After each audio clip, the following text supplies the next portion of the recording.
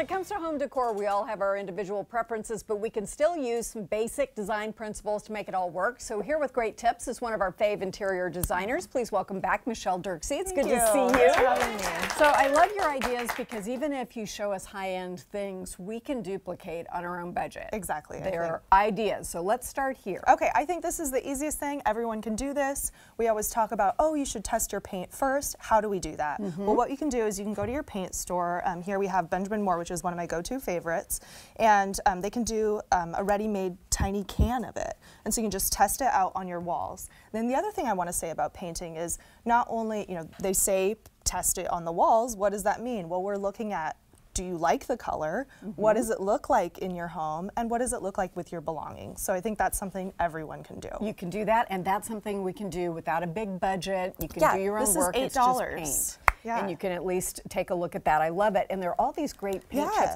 Do you get confused with these? I do. But anyway, okay, let's move here. So this is kind of neutrals that still have a contrast. So over here I have the neutrals. Okay. And what I wanted to talk about here is that I think if your home, you want it to only have neutrals, that's fine. But just make sure to bring in some contrast. And what I mean by that is layering different materials. So it's fine if you want it to all be beige or to all be cream colors, but just mix in different materials, wood, metal, leather, fabric. These are beautiful nubby things and that beautiful picture that we just saw of the room. So I'm taking you out of order now. That's okay. Accessories and collections that are spread throughout the house. Yeah, so I think one of the images, I'm not sure if we had shown it, had some of these Staffordshire dogs, this little collection of dog statues, which was specific to the client and what they like. Yeah, and so I think that it makes more of an impact when you have your collection together.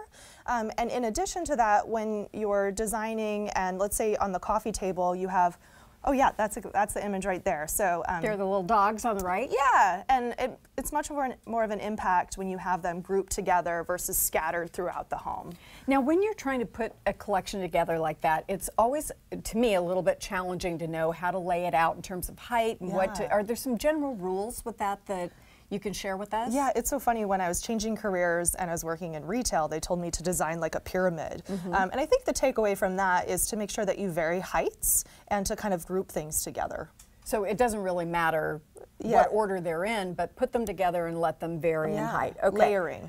Artwork hung too high, you say that's a no-no. Yeah, so we have one image that reflects that where basically, oh yeah, I love this image. So instead of hanging the art lining up with the top of the door, what we've done here is we hung our art piece so that it relates to the furniture below it. So eye level is the general rule, and then make sure it relates to the surrounding environment and the furniture piece below it. Okay, and entire matching furniture sets, you're not a fan? I just feel like, I cannot do it. I feel like that's the easiest way for it to look like you don't care. Yeah. And so for this client, we have, it doesn't match. So the nightstand is a different material than the bed, and it doesn't have to be different materials, but you don't want the same design element for all of the furniture in your bedroom. Right. And I think we do it in part because it's the easiest thing. The bedroom set's all there. Okay, I'll just take, this. But just swap out the bed at least. Yeah, I was thinking about that in my own bedroom. I was going to just swap out the headboard, take that away, or maybe, new nightstands. And then there's still a couple of pieces that match, but it's not quite so. Because I'm afraid I did the exact wrong thing. Sorry, it was such a great deal when I bought it. So maybe trade with a friend. They can get the other set. You could trade. Let's talk about these. You always bring us flooring and different things that are fairly neutral but are bold in their own way. So how can we incorporate this sort of thing? Yeah, so I think that what's really important is planning. So when you're planning your project, whether it be interior design or interior decor, really look at your budget and then also put all of your materials together. How does this really intense statement wood work with a lighter finish? And then if I bring in a marble or a quartz, how does that work together? And if you have samples and you've planned ahead of time, you won't end up with a mistake. And this is actually what I'm doing at my house. At your house right now. And I love that you have like this little pink touch and then you're planning ahead for your fabric. I mean, it's just amazing stuff, and you know what you're doing. And I rarely get the chance to do this, but we should and make a little vision board with it all up there, yeah, right? and also budget. You know, if you have a big list of all the things you're going to be buying, plan out how much do you think each item will cost, so that way you stay within budget and you can finish your room. And you can make this change as big or as small as you want. Exactly. You can afford. Thank you very, very much. We will be right back.